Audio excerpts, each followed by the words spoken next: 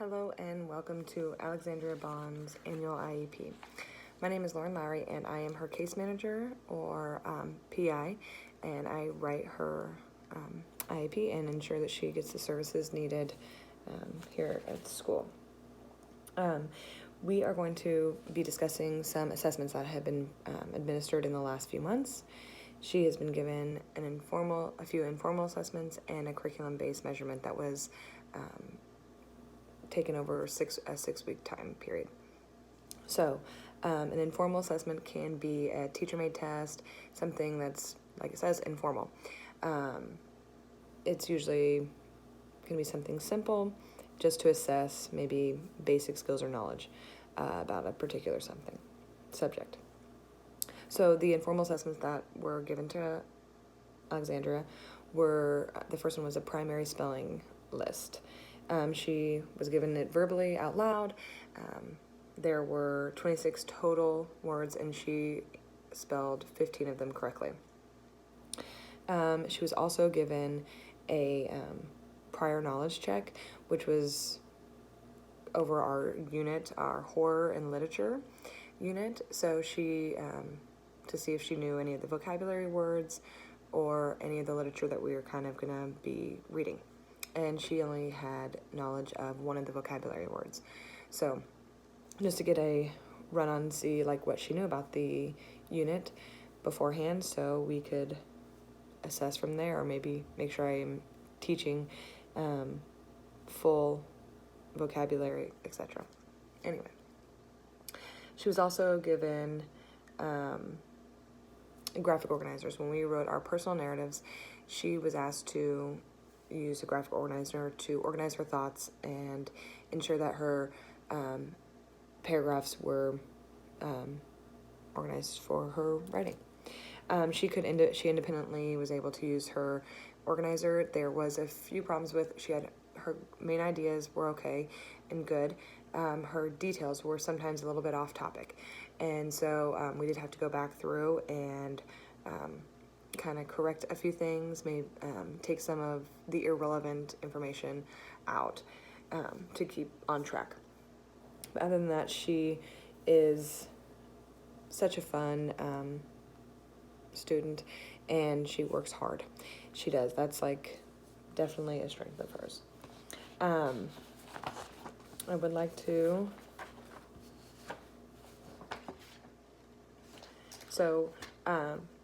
presently, her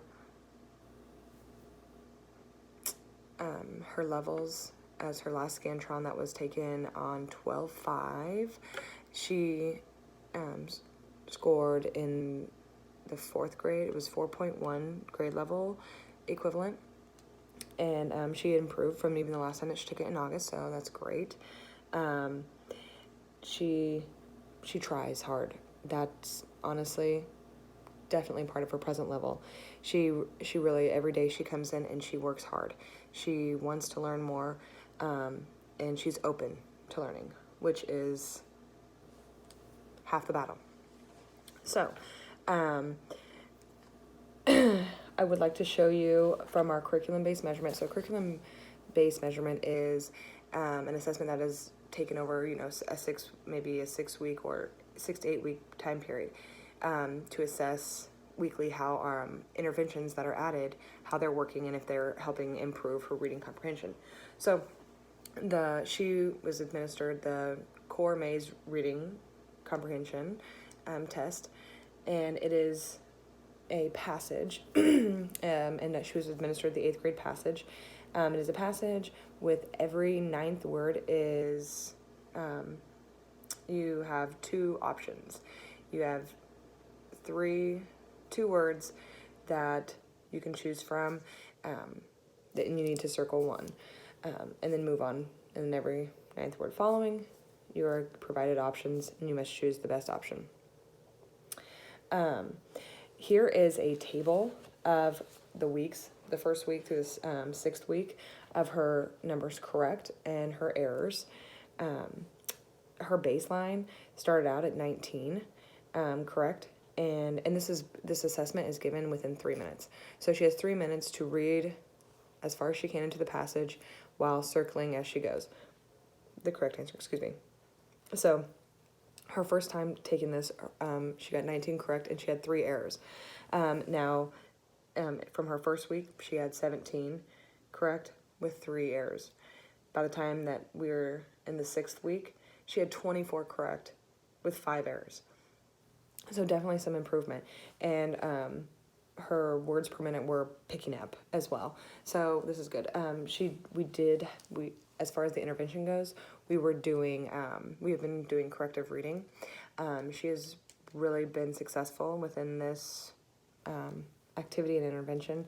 She enjoys it and she participates, which is how the learning happens. So active participation is definitely positive for her. So as you can see, this is the graph that kind of shows her progress, okay? It shows her progress from her baseline here, and then her week 1 to week 6. So steady improvement. We went down here in the 2nd week. She had some things going on at home. Her mom and dad both went to jail. And so I know that has been a hard thing for you guys. And that kind of affected this assessment as well. So as far as that goes, having some, I would just recommend that we continue the corrective reading because it's really obviously it's doing some good positive things for her and she is really improving as far as her reading comprehension. Now,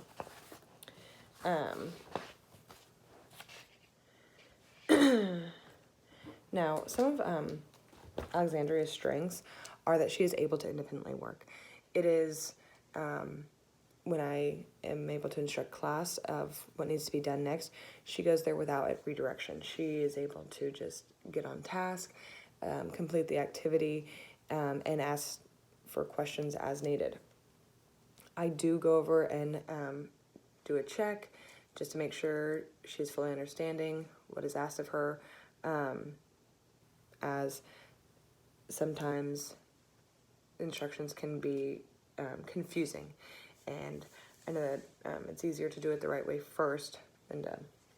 So, and she enjoys that. She has a positive attitude in class, and has a good positive attitude towards reading. She's starting to realize that you can read online, and so she's really starting to open the door to reading a little bit more and more than just a physical copy of a book. Also, she is very good at advocating for herself, telling us what she needs, when she needs it. If she's struggling in math, she comes up and she lets me know. And she tells me, hey, I need help, or I'm not getting this, and so can I please? So that is a really good skill to have, being able to stand up for yourself and state what you need. As far as Alexandra's weaknesses go, maybe her confidence. She always second guesses herself, and she thinks that, oh, well, this may not be right, or etc. And she sometimes usually has the right answer, but second guesses herself, and then maybe chooses an answer that's not the best. So just being more confident in herself, that would really help her, even help close that gap as far as her reading goes. And as far as reading and language arts goes, she does struggle with finding the main ideas and the details. She can find the main idea, but it's the details that she may struggle with a little bit. Some of the data or information is not relevant, and so we try to just reel her back into the main idea and show how those details are connected. So a few goals that I have for Alexandria as far as short-term goals is, at least by January, I would like to have Alexandria answer at least 25 correct on that core maze reading assessment with no more than 2 errors. Because her last week 6 was the 25 and 25 and 5. So I just want to make sure that we are continuing to make progress as we continue our corrective reading intervention. And also, by January, another short-term goal, I would like Alexandria to be able to use a graphic organizer independently to complete all writing and reading activities. And when I say that, I say the reading, I want, like if it's a long passage, I would like her to continue to use a graphic organizer to organize those thoughts of what she's reading so that she can better identify the main idea and the details as she finds key points in the reading. As far as long-term goals, by next year, I feel I would like Alex to answer comprehension questions with 80% accuracy in at least a 6th grade text.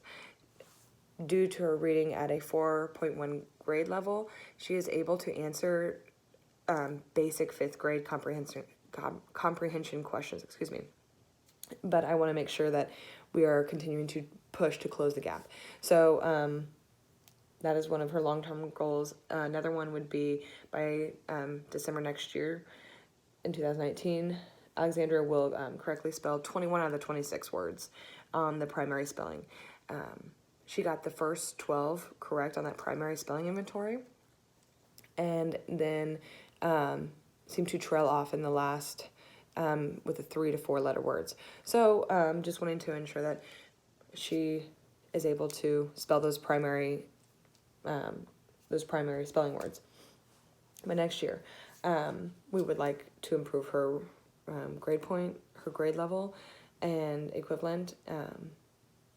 And so there are a few things that I would like for us to be able to do as a team, as her mother and the case manager. I would like the family to really encourage reading, whether it be reading on a tablet, the Chromebook, an article. Just reading for like at least 20 minutes at night would really help improve and really close the gap if this is consistent. And keeping open communication. If we are keeping open communication, she is able to get what she needs, and we are able to support her in the best way. So I just really want to appreciate you guys for coming, and I can't wait to see the progress that she continues to make. And you have my contact information. If you need anything, please let me know and contact me. Thanks.